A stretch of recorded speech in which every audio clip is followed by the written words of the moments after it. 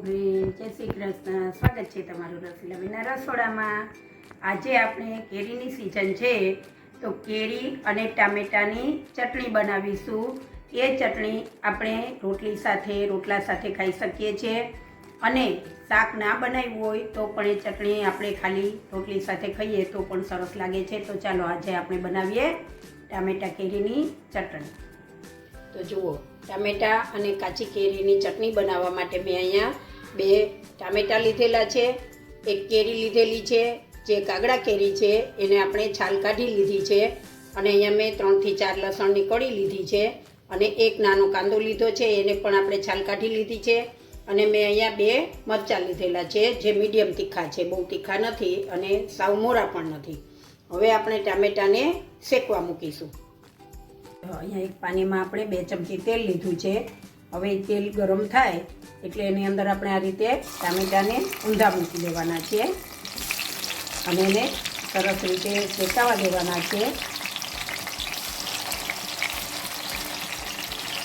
અને હવે એની અંદર આપણે એડ કરશું આ મરચાં. આ મરચાંને પણ આપણે તેલમાં સરસ રીતે સાતળી લઈશું.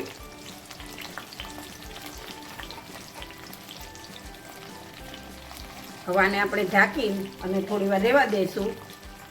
એ તેલમાં સરસ રીતે સતળાઈ જશે અને ગેસની ફ્લેમ આપણે ધીમી રાખીશું.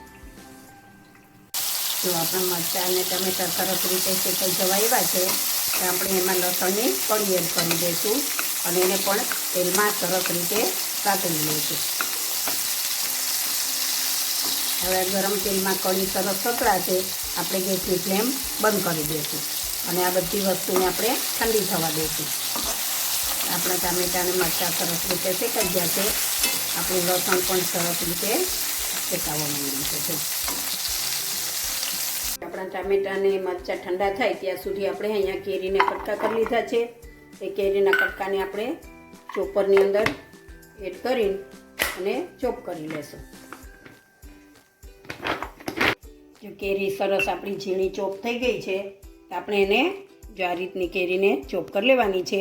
હવે આને આપણે એક બાઉલમાં કાઢી લેશું અને આ જ રીતે આપણે કાંદાને ચોપ કરી લેશું. જો આપણા ટામેટાં, લસણ, મરચાં સરસ રીતે સતળાઈ ગયા છે. એને આપણે આ રીતે દબાવશું ટામેટાને એટલે એની છાલ સરસ રીતે આપણાથી નીકળી જશે.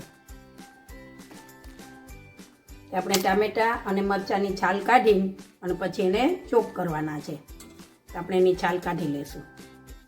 તો જો આપણે ટામેટાં અને મરચાંની છાલ કાઢી લીધી છે તો સૌપ્રથમ આપણે લસણ અને મરચાં એ આ ચોપરમાં એડ કરીશું અને પહેલાં એને આપણે થોડું ચોપ કરી લઈશું. પછી આપણે ટામેટાં એડ કરીશું એટલે ટામેટાં ઇઝીલી ચોપ થઈ જાય છે અને લસણને થોડી વાર લાગે છે. તો આપણે પહેલાં લસણ અને મરચાંને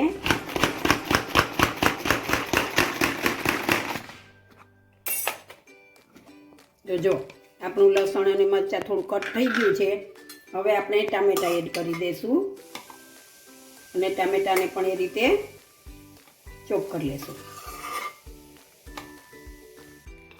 તો જો આપણા મરચાં, લસણ અને ટામેટાં સરસ રીતે ચોપ થઈ ગયું છે. હવે આને આપણે આની ચટણી બનાવીશું વઘાર કરીને. તો ચાલો આની ચટણી આપણે ટામેટાં અને કેરીની ચટણી બનાવીએ. જો આપણે જે તેલમાં ટામેટાં સાતળ્યા હતા ને એ જ તેલ આપણે ગરમ થવા મૂક્યું છે. એને તેલને આવવા નથી દેવાનું. એની પહેલાં આપણે એમાં આ કાંદા કાચા છે એટલે કાંદા એડ કરી દઈશું અને એને સરસ રીતે હલાવી લઈશું. આપણે હવે ખાલી મસાલો જ કરવાનો છે એટલે બહુ તેલને ગરમ નથી કરવાનું. આ રીતે ખાલી એમાં તેલને હલાવી દેવાનું છે કાંદા. હવે એમાં આપણે જે આ ટામેટાની પ્યુરી બનાવી છે ને એ એડ કરી દઈશું.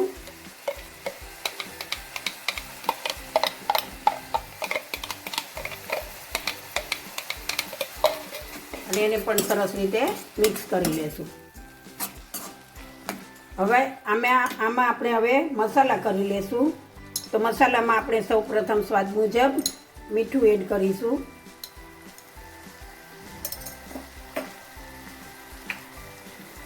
એમાં આપણે થોડો ચાટ મસાલો એડ કરીશું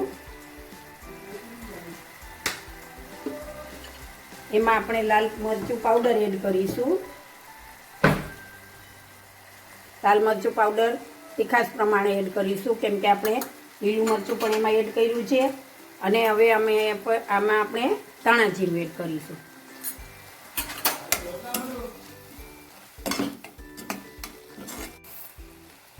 હવે આમાં આપણે થોડી ખાંડ એડ કરીશું. આમાં તમે ગોળ પણ એડ કરી શકો છો. જો તમારે ખાંડ ન નાખવી હોય તો તમે ગોળ પણ એડ કરી શકો છો. અને ખાંડને આપણે સરસ રીતે ઓગળવા દેશું. હવે એમાં આપણે જે કાચી કેરી છે એ કાચી કેરીને ચોપ કરેલી છે એ એડ કરી દઈશું. આ ચટણી ખાવામાં ખૂબ જ સરસ લાગે છે, એકદમ ટેસ્ટ મસ્ત આવે છે એનો. અને આ ચટણી વધારે ફ્રોઝન નથી કરાતી, કેમ કે એમાં આપણે કાંદા લસણ નાખેલું હોય છે. હવે આપણે ગેસની ફ્લેમ બંધ કરી દઈશું અને આને સરસ ગરમ તવી છે તો એમાં આપણે થોડી વાર રહેવા દઈશું અને ઢાંકી દઈશું.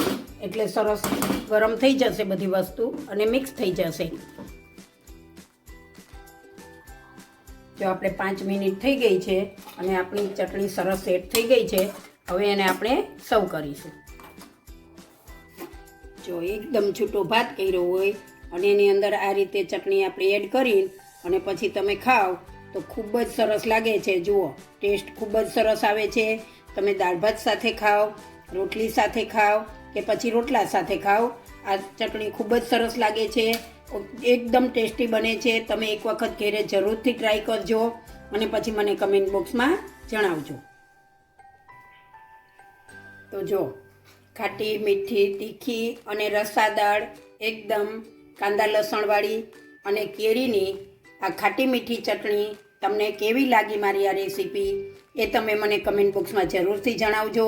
જો તમે શાક નહીં બનાવ્યું હોય તો પણ રોટલી સાથે તમે ખાલી આ ચટણી ખાશો તો ખૂબ જ સરસ લાગે છે.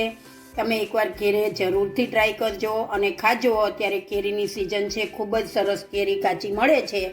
અને આ ટામેટા કેરીની ચટણી તમને ગમી હોય તો મારા વિડીયોને લાઈક કરો, શેર કરો અને મારી ચેનલને સબસ્ક્રાઈબ જરૂરથી કરજો.